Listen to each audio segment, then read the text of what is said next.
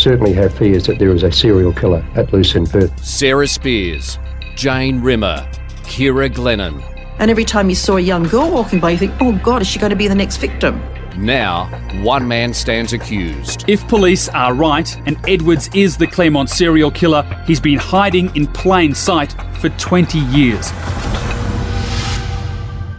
Despite the trial of the century being in adjournment, this afternoon, Justice Stephen Hall called an urgent hearing. Welcome to Claremont in Conversation. You're with Natalie Bonjolo, Tim Clark and Alison Fan. Tim, in yesterday's podcast, we outlined these unprecedented changes taking place in courtrooms all over the world because of the coronavirus crisis. What is going to be happening with Claremont? You were called into court today. What were you told? Yeah, on the run, Nat, we got late notice that there would be a hearing this afternoon. We were all sort of speculating about what it was, and our speculation yesterday was right, actually. Justice Hall had been considering what to do to keep the so-called trial of the century running, and he put his mind to it and come up with a string of measures, actually, which he is satisfied will enable the trial to continue running as smoothly as possible. And I've got to say, they are, again, unprecedented. I can't remember anything like this in Perth or anywhere else I've reported on, I've got to say. They will include witnesses being able to give evidence from their homes, if they wish to, via video link. They will also include an audio recording of the proceedings to be placed on the Supreme Court website every day, daily. That is to discourage people from members of the public from coming into court. They will also include overt sanitation methods in court, i.e. hand sanitizer to be available to everyone who wants it, the witness box being wiped down after every witness, probably after every session. They will also mean that extra sanitation methods on the entry to court to satisfy the lawyers that they won't be sort of carrying possible contamination into court. So trays and other things that are used to go through the X-ray scanners will be extra cleaning employed on those. And also, if they wish to, lawyers involved on either side, prosecution and defence, will be able to have a webcast, a live webcast of the proceedings beamed to their offices, if they wish to minimise the amount of people that come to court every day. So Justice Hall said, we are in extraordinary times, so I'm going to bring in some extraordinary measures, and those are what he's come up with. Yeah, these are really unheard of. When you were hearing these measures that were being put in place, Ali, I mean, it must be gobsmacking after covering courts for 50 years to hear of things that have never happened before. Well, that's right. And, of course, Stephen Hall has virtually said nothing's going to stop his trial from going ahead, even if it is the only criminal trial running in this building, because all the jury trials have been put on hold. And if another one's going, because it's judge alone, he pointed out, there's no reason why we can't be going until we're stopped with something unforeseen. And he said all these things should be carrying on. He's very determined that his court be open. That's why he's making these extra, issues with if the public insist on coming in, they might even be able to listen to it from a remote room. So he's determined to keep his court open. He's determined it will go ahead. And he said until we're stopped, this will be as safe as environment as any other in Perth, a safer worker environment as any other in Perth. So and he's determined, yep. It is, I mean, it is extraordinary in that, you know, ordinarily it is very, very difficult to get access to audio or vision out of courtrooms. It takes a lot of work and a lot of effort to make that happen, but this is just going to happen. Yeah, as Ali said, he's determined, absolutely determined. He said, look, I cannot see a reason why we should delay if we can get all these things done. And there's obviously security issues involved in remote witnesses, but they've got some sort of software system which they say is free that potential witnesses can download on their own home computers so they can give evidence from there. And the importance of this was actually put into context when Ms. Carmel Barbagallo stood up and said they've already had at least one potential witness, who is in self-isolation right now. They've got several other more elderly witnesses in their 60s and 70s who have already voiced their concerns about coming in to court via public transport and things. So they're being sort of given heed to in what they can do in terms of giving their evidence. And so, Justice Hall, as I said, has put his mind to it, come up with his solutions on the run almost.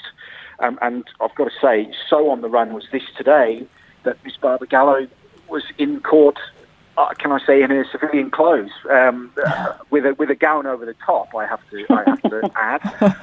And she acknowledged me outside court and said in however many years she's been practicing law, she's never done that before, but extraordinary times called for extraordinary measures, and that's what's happened. So the upshot of it all is we're back on Monday, as we had hoped and prayed we would be. Yeah, it well, is. I can just add here that the one person who wasn't in court today was the accused man, Bradley Robert Edwards. He was on video link from Casuarina Prison, but and I must say he looked more animated than we've seen him through the entire trial. We were waiting for the judge to come and watched him on the video link, and he was chatting away very animatedly with whoever he was talking to. We didn't get any sound, but the judge has said he will be coming in for the court trial on Monday. It won't be done by video link. He doesn't think that's a satisfactory way to do it, so he will be present in court and he will be brought in, short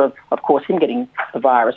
So I'm guessing the video link today was because this hearing was so hastily called. It was, but yes. You have to think that Justice Hall and the court administration must have been working around the clock to come up with all these various ways to keep the case going.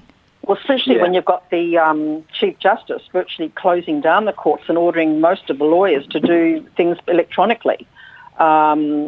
I thought it was going to be delayed today, but no, he's determined to keep it running, and that's what will happen.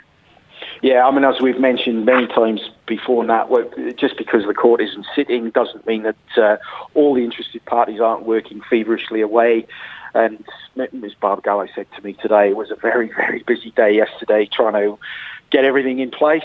Obviously, there were email discussions flying around in the background between the court and the various sides to see what they could do, and that's what they've all come up with in concert to ensure that we can all go ahead again on Monday. So that's what we'll do. So will the victims and family members, will they still be permitted to be inside the courtroom, or will they have to be taking it via audio streaming or another way? No, he said that the public are coming in, but they'll do the socially distancing 1 metre apart, not all huddled together, and if it gets to be too gets cluttered, they can hear it from another room, another area.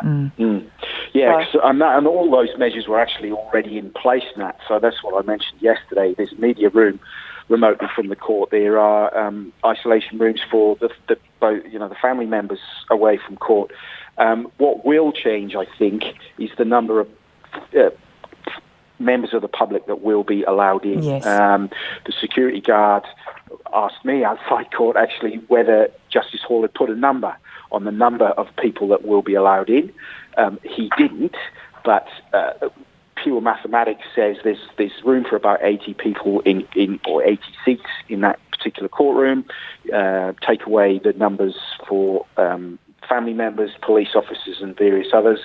That probably halves that number, and then I presume that every other seat will not be taken, given the social distancing, so that takes it down to, a number less than 20, I would think.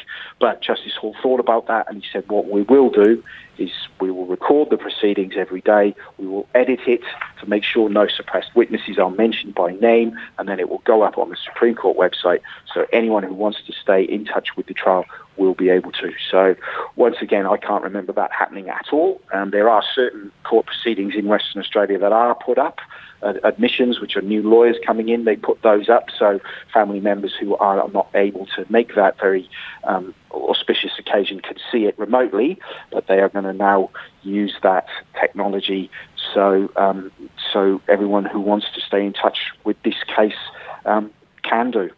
And Quite unprecedented procedures, even to do with this trial. So that's what we're seeing all around with everything, aren't we? We're breaking new ground, Ali, me and you together. We're breaking new ground.